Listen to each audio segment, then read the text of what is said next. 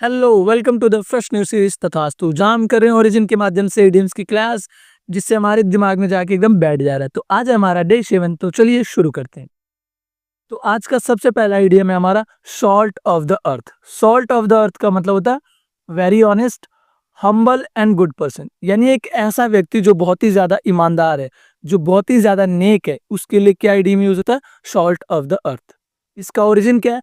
तो बाइबल में सॉल्ट को बहुत ही ज्यादा प्योर और वैल्यूएबल माना जाता है। यहाँ तक कि सॉल्ट का प्रयोग पुराने जमाने करेंसी के तौर पे भी यूज होता था। यानी ये बहुत ही ज्यादा प्योर और बहुत ही ज्यादा वैल्यूएबल है। तो यहाँ से इस इडियम का ओरिजिन हुआ, और इसका मतलब क्या है?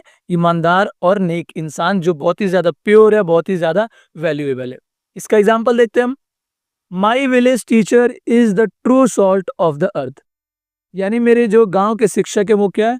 जेन्युइनली एक सच्चे इंसान है, बहुत ही ईमानदार इंसान है। अब हम देखते हैं दूसरा example. Gandhi ji was the salt of India's freedom struggle. यानी गांधी जी जो थे वो क्या थे? भारतीय स्वतंत्रता संग्राम में एक बहुत ही ईमानदार और सच्चे नेक इंसान थे। तो अब हम बढ़ते हैं अपने अगले इडियम की तरफ। तो अगला इडियम क्या है? Rise like a phoenix. Rise like a phoenix का मतलब होता है to recover strongly after failure. यानी फेल होने के बाद आप दोबारा से बहुत ही ताकत से उठे और अब की बार बहुत ही ज्यादा स्ट्रांगली से अटैक किया आपने। तो इसके लिए क्या है? राइज लाइक अ फिनिक्स, यानी कि फिर से ताकतवर बनना। इसका ओरिजिन क्या है? तो ग्रीक माइथोलॉजी के अंदर एक बर्ड है जिसका नाम है फिनिक्स। इसका गोल्डन ब्राउन कलर का पंख होता है, और ये जो पक्षी है वो बहुत ही लंबे समय तक उस माइथोलॉजी के अंदर जिंदा रहता है। तो ये आखिरी में क्या करता है? खुद के लिए एक नेस्ट बनाता है, और नेस्ट बनाने के बाद क्या करता है? उस वो जो नेस्ट रहता है वो लकड़ी का रहता है, और खुद ही उसमें आग लगा के बैठ जाता है। इस तरीके से वो क्या हो जाता है? राख बन जाता है। लेकिन राख में से एक नया फिनिक्स बर्ड निकलता है जो और ज्यादा स्ट्रॉन्गर और ज्यादा पावरफुल रहता है। तो यहाँ से इस इडियम का यूज हुआ राइज लाइक अ फिनिक्स। यानी आप फेल हुए बट उसके बाद क्या हुआ? दोबारा आप इतनी ताकत से उठे कि पूरी दुनिया देखती रहेगी। तो राइज लाइक अ फिनिक्स। इसका एग्जांपल देखते हैं हम। After breakup she rose like a phoenix with a new hair style. यानी ब्रेकअप के बाद वो दोबारा कैसे उठी? फिर से ताकतवर बन के उठी, और ज्यादा स्ट्रॉन्गर अपने नए हेयर स्टाइल के थ्रू।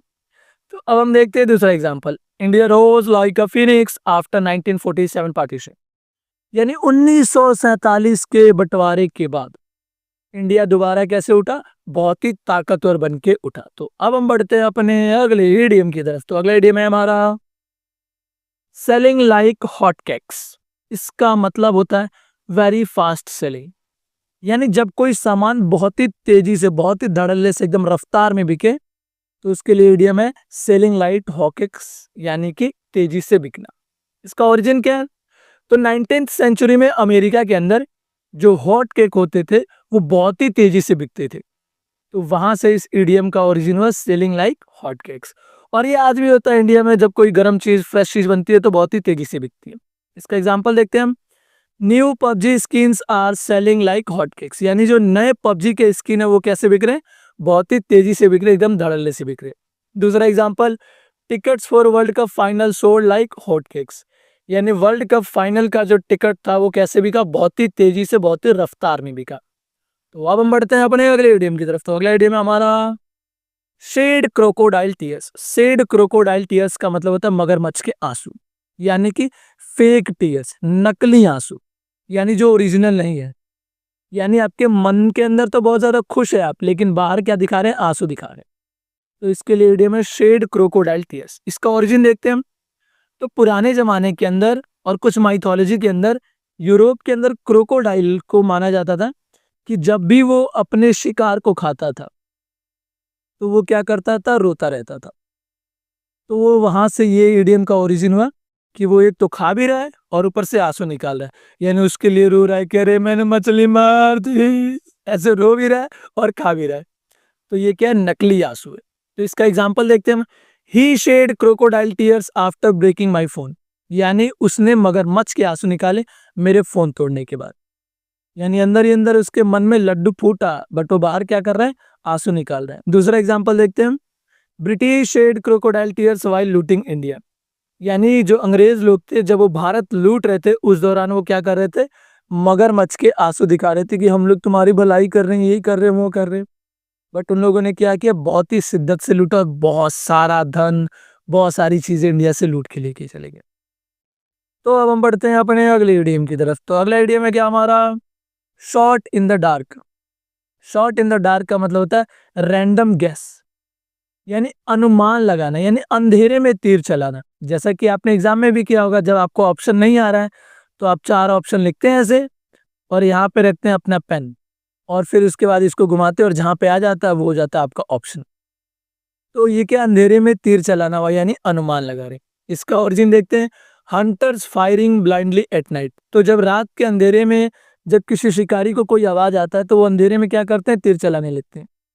अब वो लगेगा या नहीं ये जरूरी नहीं है, बट वो क्या करता है, अंधेरे में तीर चलाने लगते हैं। यहाँ से इसका ओरिजिन हो। इसका एग्जाम्पल देखते हैं, I made a shot in the dark and passed SSC GK. यानी मैंने अंधेरे में तीर चलाया और एसएससी जीके क्या कर लिया, पास कर लिया। दूसरा एग्जाम्पल देखते हैं, Columbus finding America was a shot in the dark. यानी कोलंबस ने जो अमेरिका की खोज की थी वो क्या था, अंधेरे में तीर चलाने जैसा था, वो गलती से खोज लिया था। तो अब हम बढ़ते हैं अपने अगले इडियम की तरफ। तो अगला इडियम हमारा sit on the fence. Sit on the fence का मतलब होता है to avoid decision, stay neutral, यानी निर्णय नहीं लेना। यानी कि आपको बोला गया कि बेटा तुम क्या खाओगे, मैंगो खाओगे कि एप्पल खाओगे। आपने क्या बोला, हम तो कंफ्यूजन में है, हमको डिसीजन ही नहीं ले रहे। यानी ना तो आप मैंगो चुन रहे हैं और ना ही आप एप्पल चुन रहे हैं। तो आप क्या, सिट ऑन द फेंस पर हैं, आप किसी भी निर्णय को नहीं ले रहे। इसका ओरिजिन क्या है, तो इसका लिटरल मीनिंग ही इसका ओरिजिन है। तो सिट ऑन द फेंस का मतलब क्या है कि वो बच्चा जो है किस पे बैठा है, फेंस पे। ना तो वो इधर की जमीन पे है और ना ही ये वो इधर की जमीन पे, यानी कि वो कोई सा भी डिसीजन नहीं ले पा रहे, यानी न्यूट्रल है। इसका example, don't seat on fence, pick maths और जीके। यानी आप फेंस पे ना बैठे, या तो मैथ्स या जीके दोनों में से किसी न किसी को चुने। दूसरा एग्जाम्पल देखते हैं, many nation sat on fence during cold war. तो कोल्ड वॉर के दौरान, जो कि यूएसएसआर और यूएसए के बीच में हो रहा था, उसके दौरान बहुत सारे नेशंस जो थे वो क्या थे, फेंस पे बैठे थे। कहने का मतलब ना तो वो यूएसएसआर का ग्रुप ज्वाइन कर रहे थे और ना ही यूएसए का, जैसा कि इंडिया ने भी किया था। तो इसके लिए क्या हो जाएगा, many nation sat on fence during cold war. तो अब हम बढ़ते हैं अपने अगले इडियम की तरफ। तो अगला इडियम क्या है हमारा, slab on the wrist. Slab on the wrist का मतलब होता है लाइट पनिशमेंट, यानी हल्की सजा, प्यारी सी सजा देना। उसके लिए क्या इडियम है, स्लैप ऑन द रिस्ट। जैसा आप छोटे बच्चे को सजा देते हैं, अच्छा बेटा तुम ये करो, नहीं करोगे तो तुम्हें चाटा लगेगा, और आप धीरे से उसके गालों पे मार देते हैं। तो वो क्या है, लाइट पनिशमेंट, हल्की सजा।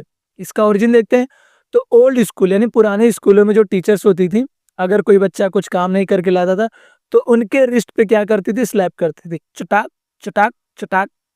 तो यहाँ से इसका ओरिजिन है हल्की सजा, यानी कि स्लैप ऑन द रिस्ट। इसका एग्जांपल देखते हैं, लेट सबमिशन, यानी टीचर ने बोला late submission, just a slap on the wrist, यानी टीचर ने कैसी सजा दी, हल्की सजा दी। दूसरा एग्जांपल देखते हैं, करप्ट नेता got only slab on the wrist in court. यानी कोर्ट में जो भ्रष्टाचारी नेता है वो क्या करता है, बहुत ही हल्का सजा लेता है, क्योंकि कोर्ट उसके फेवर में ही सुनाती है। ये तो इंडिया की कहानी है, क्या बताया जाए। खैर हम बढ़ते हैं अपने अगले इडियम की तरफ। तो अगला इडियम क्या है, snake in the grass. Snake in the grass का मतलब होता है हिडन एनिमी, यानी जो छुपा हुआ दुश्मन है। उसके लिए क्या इडियम है, snake in the grass.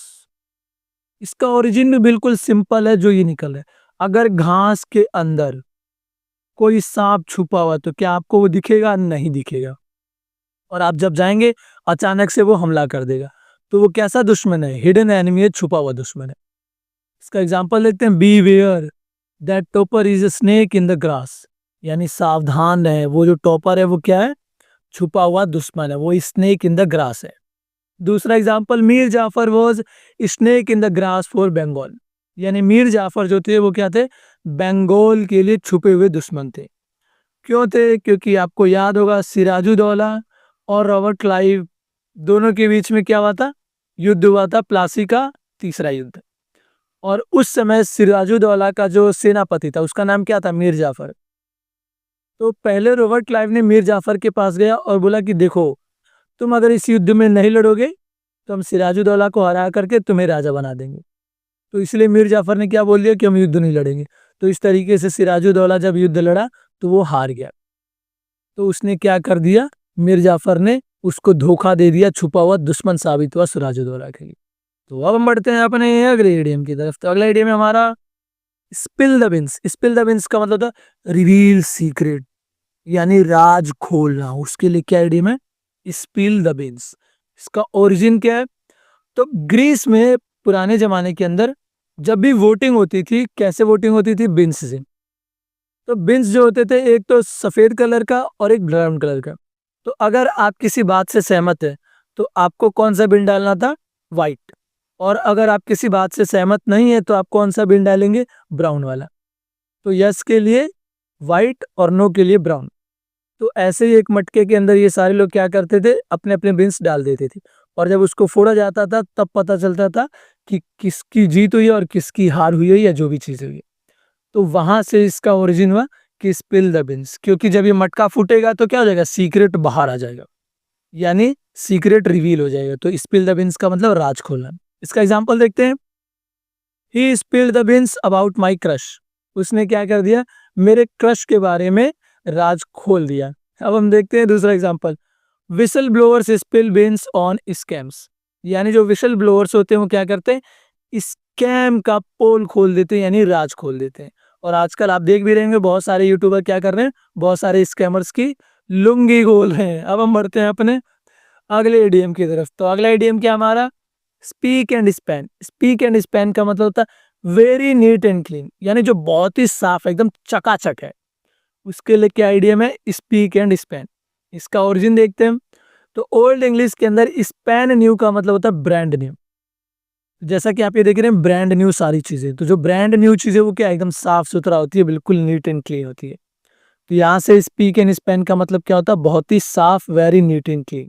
Example, hostel became speak and span before inspection. यानी इंस्पेक्शन के पहले हॉस्टल कैसा हो गया, बिल्कुल ही साफ सुथरा हो गया। बाकी साल तो कचड़ा ही बड़ा रहता है। दूसरा example, G20 roads were spick and span. यानी G20 मीटिंग के लिए जो रोड्स बनाई गई थी वो कैसी थी, एकदम साफ सुथरा थी। लेकिन आज आप जाके देखेंगे तो उसकी हालात बिल्कुल वैसी होगी है जैसा कि बाकी हिस्सों की है। जैसा कि आप कुछ इमेज देखिए इस पे।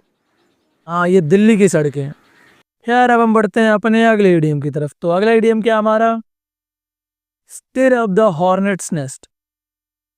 तो इसका मतलब था क्रिएट बिग ट्रबल, यानी मुसीबत मोल लेना, बहुत ही बड़ा प्रॉब्लम अपने हिस्से में ले लेना। उसके लिए क्या इडियम है, stir up the hornets nest. इसका मतलब क्या है कि हॉर्नेट क्या होता है, एक तरह का ये जो मधुमक्खियां होती हैं उन्हीं की फैमिली वाली होती है, जैसा ये दिख रहा है। और ये बहुत ही खतरनाक होती है। तो स्टिर का मतलब इसको हिलाना। तो आपने क्या कर दिया, इस हॉर्नेट के नेस्ट को हिला दिया, तो अब ये सारी मधुमक्खियां क्या करेंगी, आपके पीछे पड़ जाएंगी, एकदम बड़ा बड़ा फुला देंगी, आपका पूरा मुंह, आपका बम, सब कुछ। तो stir up the hornets nest का मतलब क्या होता है, बड़ी प्रॉब्लम को अपने मोल लेना। तो अब हम देखते हैं इसका example. He stir up hornet nest by criticizing BTS. यानी बीटीएस को क्रिटिसाइज करके उसने क्या कर दिया, मुसीबत मोल ले लिया, क्योंकि उसके अगल बगल वाले जितने थे वो सब किसके फैन थे, बीटीएस के थे। दूसरा example, partition stead hornets nest in India. यानी जो बंटवारा हुआ था उसके कारण इंडिया में क्या होगी, बहुत बड़ी प्रॉब्लम्स होगी।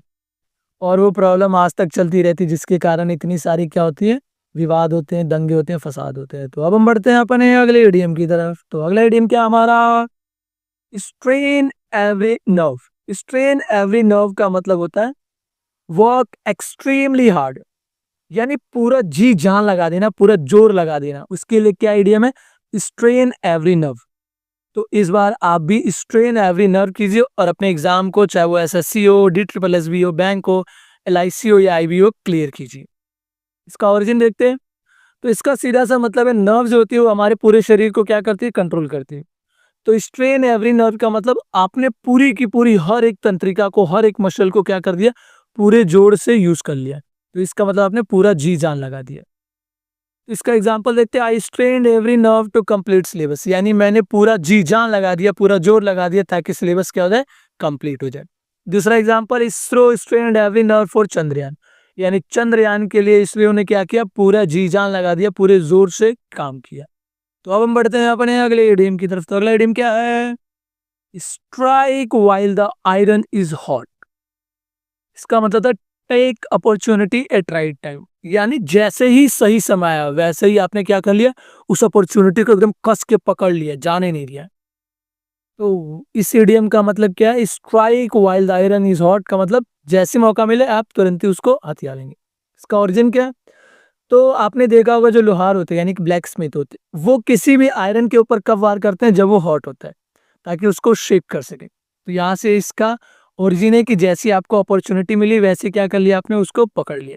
इसका एग्जांपल देखते हैं, strike while iron is hot revise now, यानी अभी आपको पता है कि आपके पास मौका एग्जाम आने वाला है, तो अभी क्या कीजिए, एकदम रगड़ के रिवाइज कीजिए। कैसे रिवाइज करेंगे, वीडियो की साउंड को म्यूट कीजिए, जो वीडियो आपने देख लिया, रैंडमली कोई सी वीडियो पिक कीजिए और सारे के सारे वर्ड्स आप खुद से बोलिए, इससे आपके दिमाग में जा करके बैठ जाएगा। और बाकी हम क्विज लाने वाले हैं और मॉक टेस्ट भी लाने वाले हैं, तो अगर आप कमेंटों में mock mock mock mock mock mock करेंगे तो हम पक्का क्या करेंगे, मॉक टेस्ट लेके आएंगे इन सारी चीज़ों को, ताकि आपको रिवाइज होता रहे। दूसरा example, freedom fighters struck while the British were weak in world war 2, यानी जो स्वतंत्रता सेनानी थे उन्होंने लोहे पर वार कब किया, जब वर्ल्ड वॉर 2 में ब्रिटिशर्स जो कमजोर हो गए थे। तो यानी इसका मतलब क्या है, जितने भी फ्रीडम फाइटर्स थे उन्होंने ब्रिटिशर्स पे कब अटैक किया, कब वार किया, जब वो वर्ल्ड वॉर 2 में कमजोर हो गए थे। तो अब हम बढ़ते हैं अपने अगले इडियम की तरफ। तो अगला इडियम क्या हमारा, take the bull by the horns, यानी फेस प्रॉब्लम बोल्डली, यानी समस्या का एकदम डट के सामना करना, एकदम सामने से बिना डरे, उसके लिए इडियम है take the bull by the horns. इसका ओरिजिन क्या है, तो स्पेनिश बुल फाइटिंग में आपने देखा होगा, जो आदमी इस बुल का सिंग पकड़ करके कंट्रोल कर लेता था उसको बहुत ही ज्यादा बोल्ड माना जाता था, यानी कि वो प्रॉब्लम का एकदम डट के सामना करता है। तो यहाँ से इसका ओरिजिन। इसका एग्जांपल देखते हैं, take bull by horns start studying, यानी अगर आपका सिलेबस कंप्लीट नहीं हुआ है या आपको लग रहा है कि आपको ये समस्याएं हैं, तो उन सारी चीज़ों को क्या कीजिए, सामना कीजिए और खुद को स्ट्रांग बनाइए, तभी जाकर के आप सफल होंगे। दूसरा एग्जाम्पल, भगत सिंह टूक bull by horns against British, यानी भगत सिंह ने क्या किया था, ब्रिटिशर्स का एकदम डट के सामना किया था बिना डरे। तो अब हम बढ़ते हैं अपने अगले इडियम की तरफ। अगला इडियम है टेक टू वंस हिल्स, इसका मतलब था रन अवे फास्ट, यानी भाग जाना, बहुत ही तेजी से तिड़क तिड़क तिड़क तिड़क करके भाग जाना, उसके लिए क्या इडियम है, टेक टू वंस हिल्स। इसका ओरिजिन क्या है, तो आपने देखा भी होगा, अगर कोई कन्या या कोई लड़की अगर हील वाले सैंडल पहनी तो जब भागना होगा तो क्या करेगी, अपने हील को अपने हाथों में लेगी और फिर भागेगी, क्योंकि भागना उससे क्या हो जाएगा, आसान हो जाएगा। तो यहाँ से इसका ओरिजिन क्या है, टेक टू वन हिल्स का मतलब अपने हिल्स को लेकर के भाग जाना बहुत तेजी से। एग्जाम्पल देते हैं, I took to my heels when teacher asked for homework, यानी मैं क्या किया, जैसे टीचर ने होमवर्क के लिए पूछा मैं भाग गया। दूसरा example, soldiers took to hills इन 1857 म्यूटिनी, यानी 1857 में जो विद्रोह हुआ था, बहुत सारे सोल्जर्स क्या हो गए थे, भाग गए थे वहां से। तो अब हम बढ़ते हैं अपने अगले इडियम की तरफ। तो अगला इडियम हमारा, take with a grain of salt. Take with a grain of salt का मतलब होता है डोंट बिलीव फुली, यानी संशय से लेना, ऐसा नहीं कि एकदम आंख बंद करके भरोसा कर लिया किसी पर भी। उसके लिए क्या आइडिया में, take with a grain of salt. जैसा कि अभी एसएससी इतने सारी चीजें वादे कर रही है कि हाँ मैं एग्जाम ऐसे करवाऊंगा, वैसे करवाऊंगा, वैसे कराऊंगा, तो हमें क्या करना है, पूरी तरीके से भरोसा नहीं करना है, क्योंकि हमें पता है आखिरी में क्या पता जाके गुड़ का गोबर कर दें। अभी कह रहे हैं कि हम आपको गुड़ देंगे और बाद में जाकर के गोबर कर दें, तो इसीलिए क्या करना है, हमें पूरी तरीके से भरोसा नहीं करना है। इसका ओरिजिन देखते हैं हम। तो प्लाइनी दो एल्डर थे, वो क्या कहते थे कि जब भी आपको किसी भी चीज पे भरोसा नहीं है तो थोड़ा सा लीजिए, क्या लीजिए, थोड़ा सा सॉल्ट का थोड़ा सा दाना लीजिए, फिर आपको पता चल जाएगा कि कैसा है वो। तो यानी डोंट बिलीव फुली का मतलब क्या होता है, take with a grain of salt.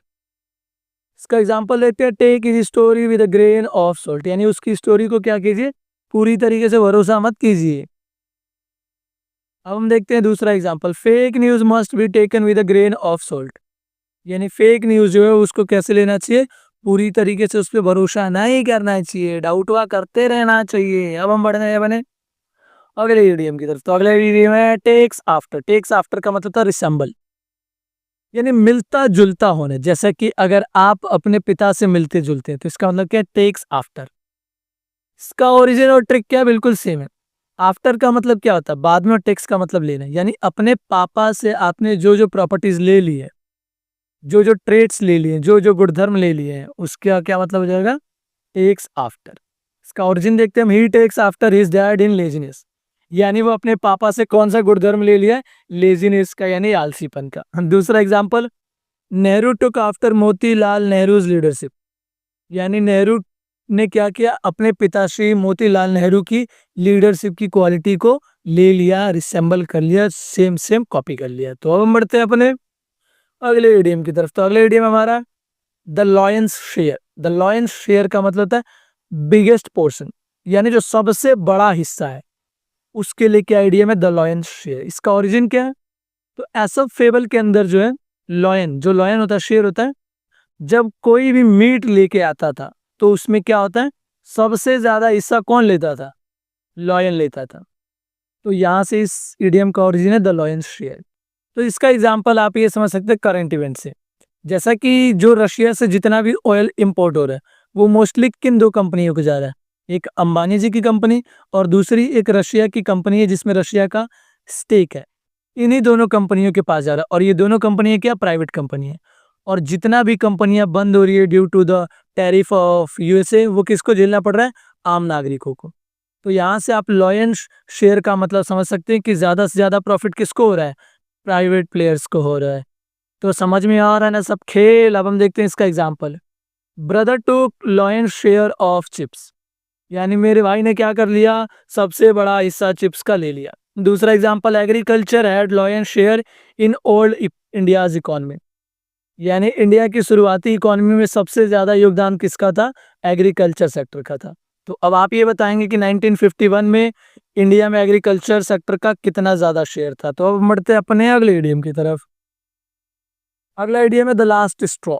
The last straw का मतलब था final little burden that breaks patience, यानी जो एकदम आखिरी वाला हिस्सा जिसके बढ़ने से सब्र का बांध टूट जाता है, उसके लिए क्या इडियम है? The last straw.